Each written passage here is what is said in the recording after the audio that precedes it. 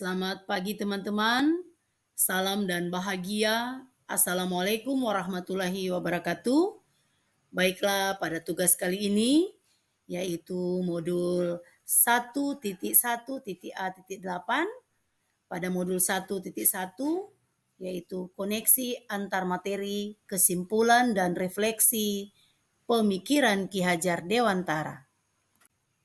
Kesimpulan dan refleksi mengenai pemikiran Ki Hajar Dewantara, yaitu pertanyaan yang pertama, yaitu apa yang saya percaya tentang murid dan pembelajaran di kelas sebelum saya mempelajari modul 1.1, dan pertanyaan kedua, apa yang berubah dari pemikiran atau perilaku saya setelah mempelajari modul 1.1, dan pertanyaan ketiga, apa yang dapat segera saya terapkan lebih baik agar kelas saya mencerminkan pemikiran Ki Hajar Dewantara.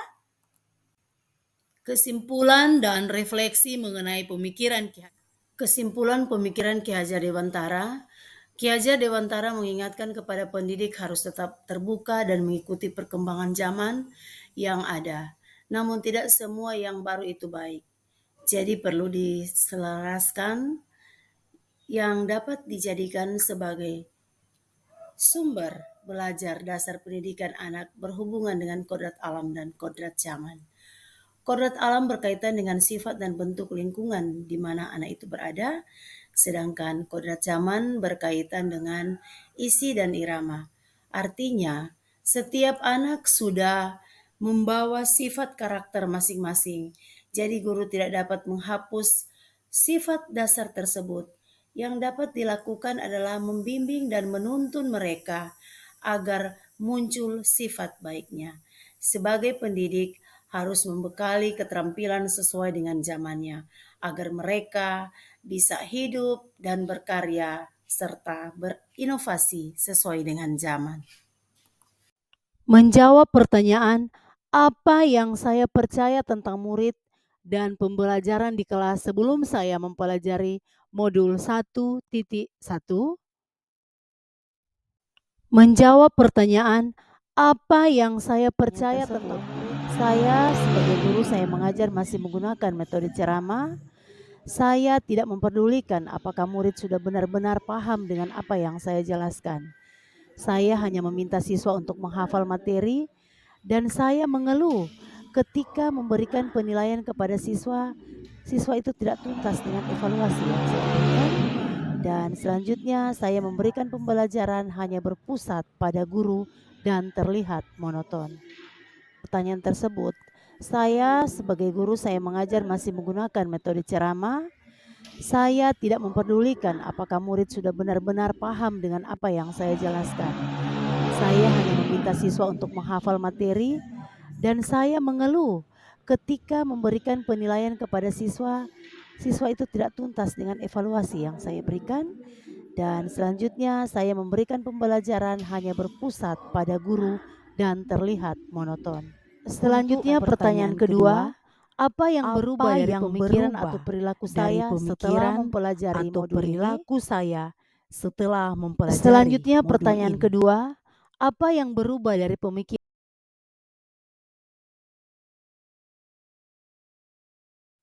Selanjutnya setelah mempelajari modul ini, saya sebagai guru harus penuh ikhlas, kesabaran dengan segala ketulusan hati menuntun siswa.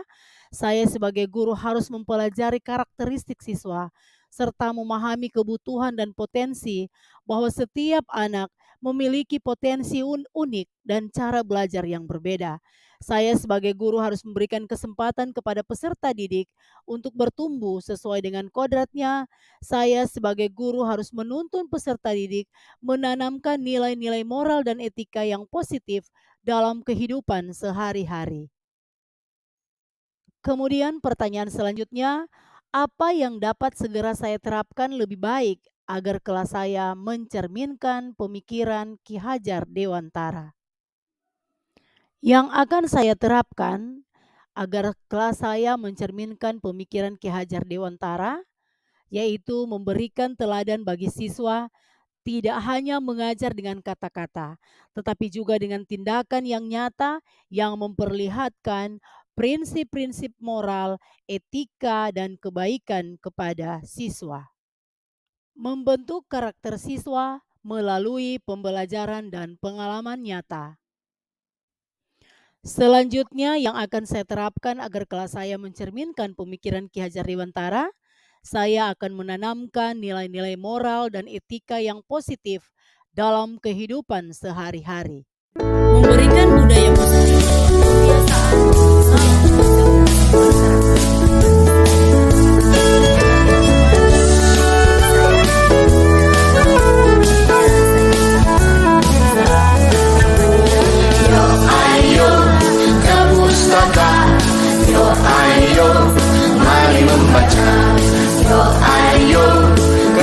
salam,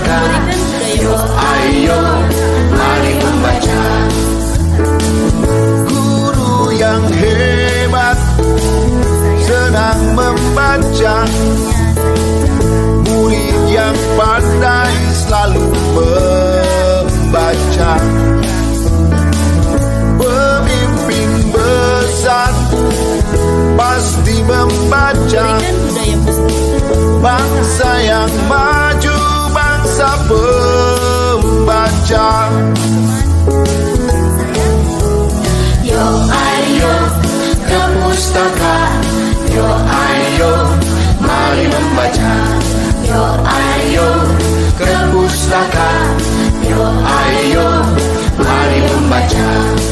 memberikan budaya positif, kebiasaan, memberikan budaya